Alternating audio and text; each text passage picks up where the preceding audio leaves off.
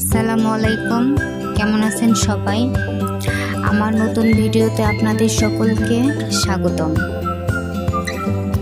আমি আজকে আপনাদের সাথে শেয়ার করব দুটি কুশি কাটার বেবি ফ্রক। আশা করছি আপনাদের বেবি ফ্রকটি অনেক ভালো লাগবে। আর ভালো লাগলে ভিডিওটি লাইক, কমেন্ট, শেয়ার এবং সাবস্ক্রাইব করতে ভুলবেন না।